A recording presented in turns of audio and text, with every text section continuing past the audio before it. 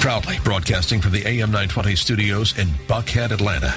It's the Beer Guys Radio Show, the only radio show in the South dedicated to art, science, and enjoyment of craft beer. Now, here are your hosts, Tim Dennis and Aaron Williams. And it's the Beer Guys Radio Show. We're live, Tim. Live. This is awesome. We are live at the Lincoln Fill Station in Snellville, Georgia, at their TinyPalooza event. It's their first annual TinyPalooza event. Of course, the owner's name is Tiny. It's his 50th birthday, and it's kind of the year-and-a-half anniversary for here at the Lincoln Fill Station. And they're having a party, man, and we're here. It's a good time. It is big setup they've got here. It looks really nice. A really nice setup out there. We're going to talk more about some of the events that are going on here, but the beer list, that's the most important thing here. And when you saw the beer list, Tim, you need to know you are basically going to. We're pretty excited about the beer list. Correct? Yeah, there was a lot of beers there that I've never seen at Fest in Georgia, and I'm very excited to drink all of them. I am too. That's going to be a fun time. So we are looking forward to that, and looking forward to talking to some of the brewers that are here, and just kind of enjoy things out there. Of course, having a good time. Yeah, definitely. So if you're in the area, if you're looking for a good thing to do this afternoon, head on out.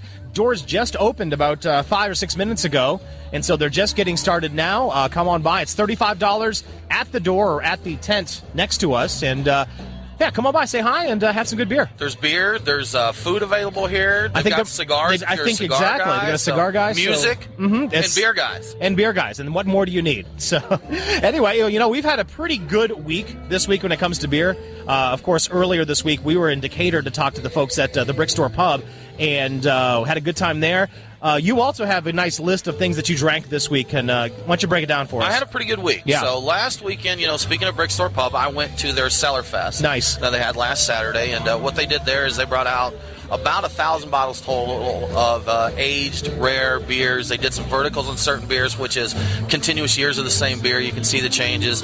I could go on forever about all the beers that I tried there, but a couple that really stood out for me, they had a 2009 North Coast Old Stock Cellar Reserve, which is an old ale. Just phenomenal. They had a 2007 Lindemans Oud Goose. I'm a big fan of those, so that was really great. And then when we spoke to the Brick Store guys on Wednesday, Dave introduced me to Gulden Careless Cuvée Vander Kaiser Blau. That's a mouthful, but it was fantastic. I had a sample of it, too. It's one of the best beers. That's my untapped check-in. I said, if I've ever had a better beer than this, I don't recall it. Yeah, so it was absolutely amazing. So I went on the lighter side. Ryan maybe didn't think I could handle all those big Belgian beers. But no, exactly. But I did pretty good, actually. It's funny. He picked out one of the beers that I probably would have passed on. It was the Service Rally Point Pilsner.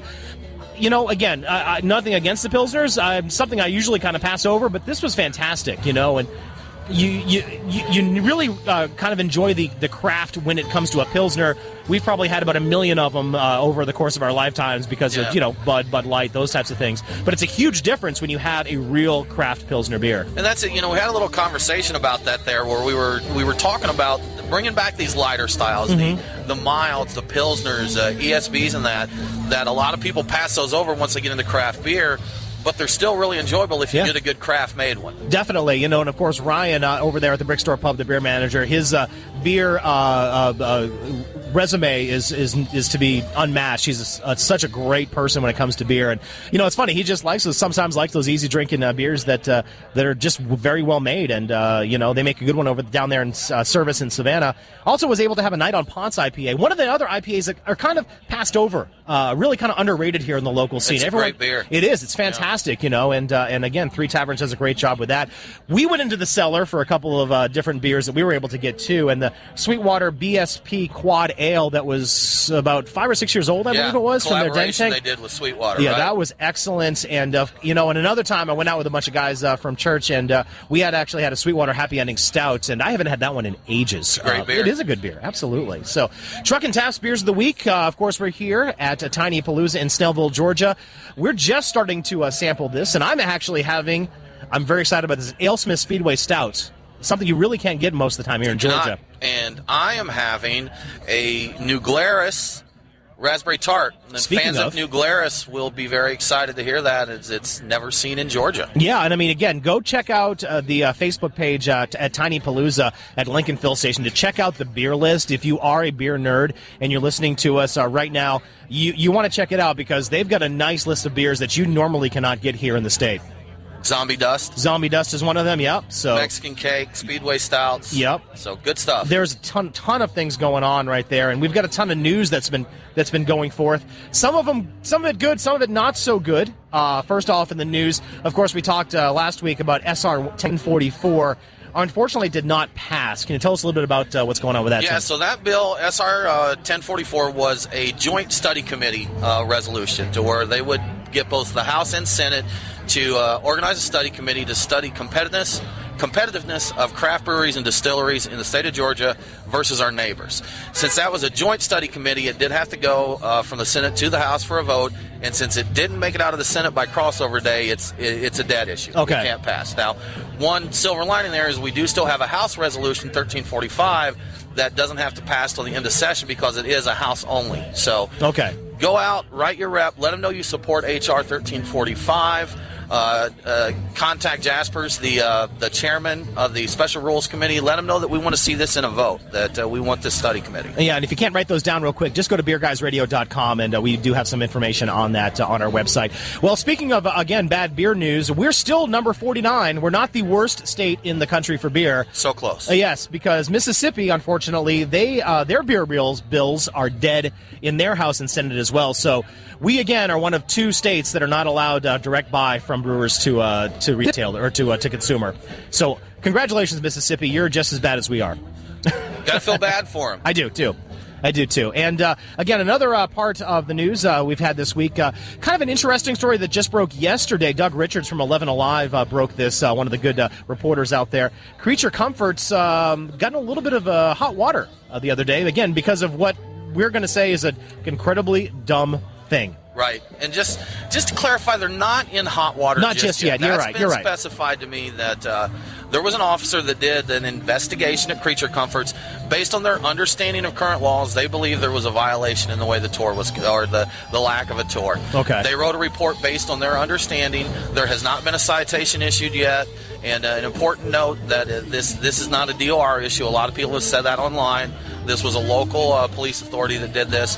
And as of right now, understandably, Creature Comforts and the Guild are not saying much because this is an open issue. So they're going to see what happens from here. I'm just glad that the city of Athens has gotten rid of all the crime that they have in the city, that they can go ahead and actually try and bust people for this. Tours breaking the law. Tours are breaking the law. So, again, congratulations to Georgia for having terrible beer laws. And, we're hoping, of course, for the best for the folks over in Creature Comforts. And brew more Tropicalia, please. And Athena Paradiso. Brew more Trop. That's there you go. The rally cry. That is the rally cry. So we are here at Lincoln Fill Station in Snellville, Georgia. Stop on by. We are broadcasting live, of course, for the next hour or so. Coming up in the show, we are going to talk to Tiny McClellan. He is one of the co-owners down here at the Lincoln Fill Station. Of course, he's busy, and there's several brewers down here as well. We're going to talk to Creature Comforts, possibly Jason Fusco of Southbound Brewing. He's supposed to be here later on today. And, of course, Owen Ogletree will be talking Classic City Brewfest. I'm super excited to talk to him about that later on in the show. There's a lot of awesome festivals coming up. There are, and we're going to be at a couple of them, and we're going to talk more about them as well. So right now we're going to go ahead and take our first break of the show and come back and get some interviews out of the way. So you're listening to the Beer Guys Radio Show. Catch us online at beerguysradio.com, on Twitter at Beer Guys Radio, Facebook, and all the socials. So we're coming back right after this. Want more beer, guys? Make that want more beer, guys? Follow Tim and Aaron on Twitter at Beer Guys Radio, Facebook, Instagram, and online, beerguysradio.com. The Beer Guys are back after this.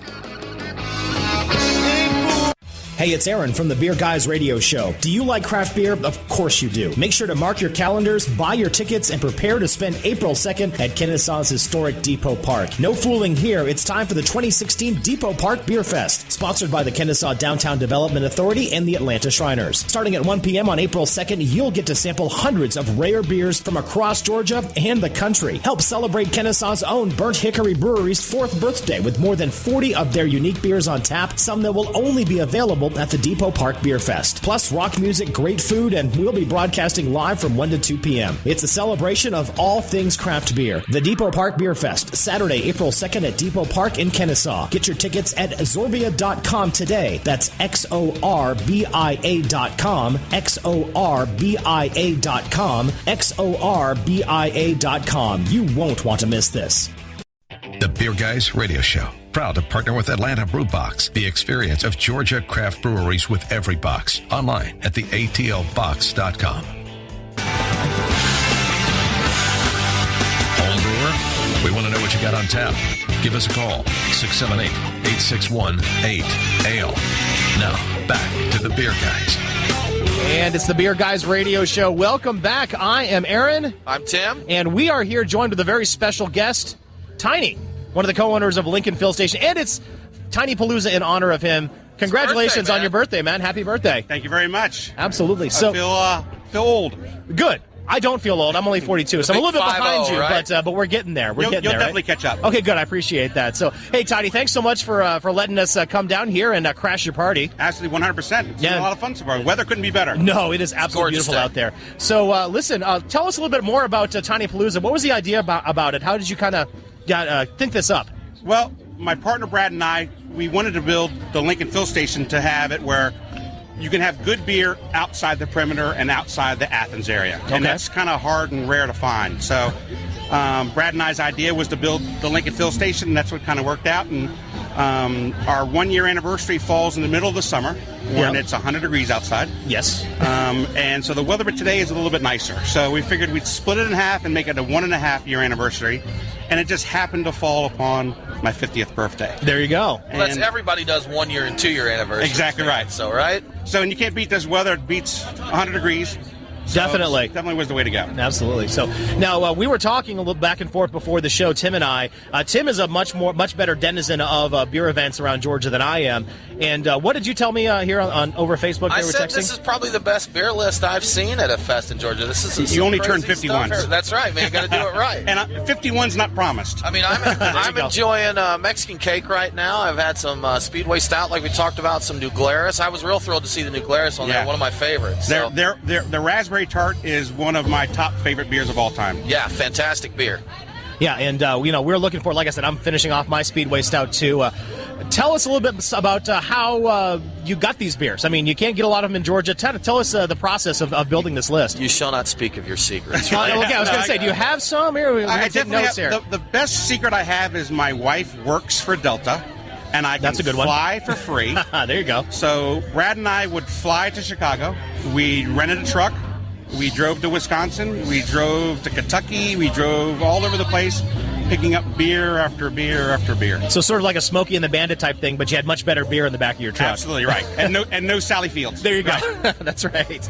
Now, Tiny, something folks may not be aware of. You guys aren't just about beer. You also do cigars as well, That's correct. Right? And I'm a cigar smoker, and nice to pair them with. So how's that going for you? How's the reception to beer and cigars? Well, at first we didn't think the cigars would be a big hit. That was just kind of an added thing we wanted to do.